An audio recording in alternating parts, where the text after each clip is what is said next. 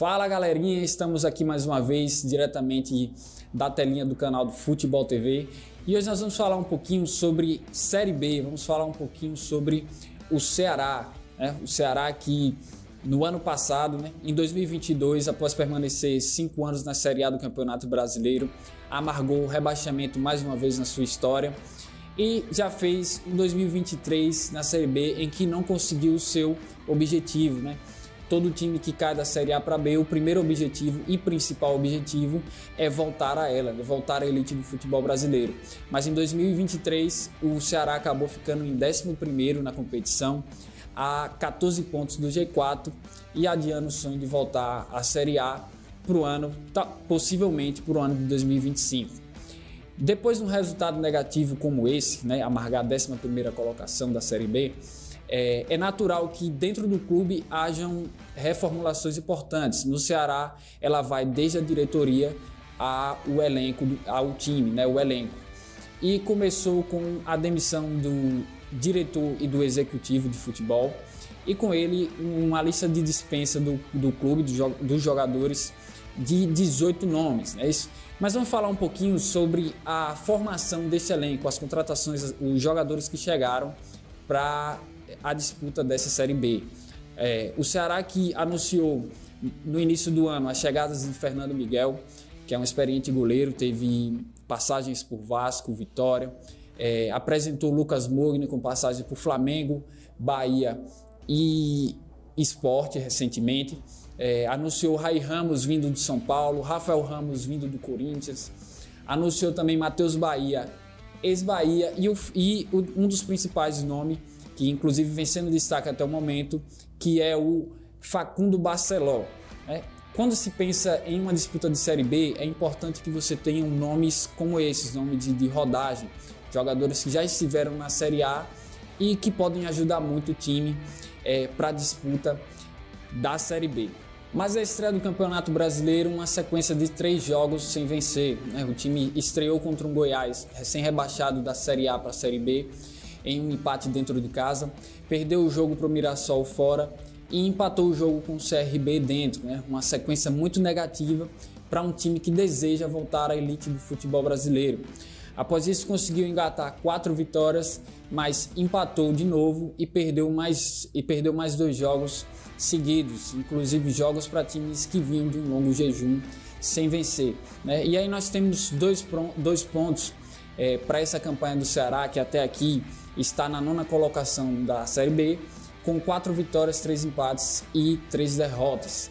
Primeiro que é um time sem uma regularidade, o time não consegue manter uma sequência de vitórias e quando perde 1 ou 2 em seguida, ou empata 1 ou 2. E isso se dá muito ao não encaixe desses principais nomes que eu citei, as principais contratações, desses que chegaram, o que mais se adequou ao time foi o atacante, Facundo Barceló, que foi uma importante contratação, foi artilheiro do Campeonato Paraguaio no ano passado pelo Guarani do Paraguai.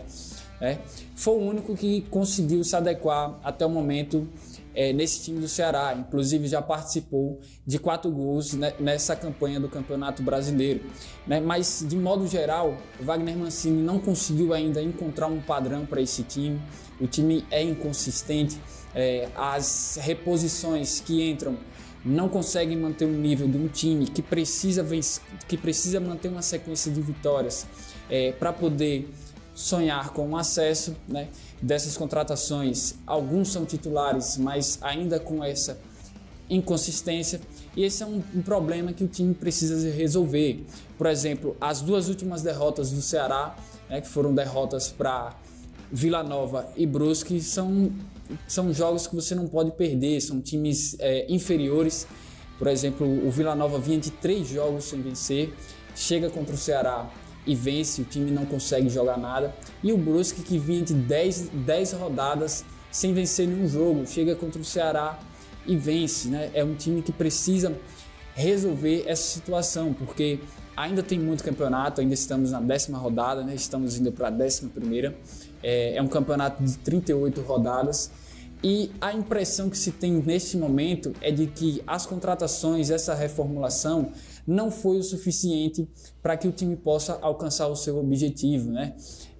Precisa de um meia de reposição, precisa de mais atacantes, precisa de mais laterais. É um time que precisa de mais contratações. Só que até o momento a janela de transferência está fechada. O Ceará precisa se manter, né? Precisa arrumar soluções dentro desse time, dentro dessa formação, desse elenco, para poder continuar sonhando com o acesso, né? Já estamos no meio de ano, né? A janela de transferências vai abrir em pouco tempo e é uma oportunidade para o Ceará tentar achar essas peças para que o time seja equilibrado, né? Time que quer voltar, time que quer brigar lá em cima, que tem que estar no G4 para poder conquistar o acesso, precisa ter um time equilibrado, né? Um time com padrão de jogo, um time consistente para não perder esses pontos bobos. No mais, nessa janela de transferências de julho, o Ceará precisa equilibrar esse time, fazer algumas contratações pontuais, porque é uma Série B muito disputada. Nós temos Sport já lá na frente, Santos, nós temos Avaí, Chapecoense, são times que podem brigar, que podem tirar essa vaga do Ceará. Então o time precisa se equilibrar nessa janela de transferências, porque com esse elenco, dessa forma, está um pouco difícil para o Ceará subir. Mas o que você acha? O Ceará, com alguns ajustes, consegue o acesso ou para esse ano já está acabado?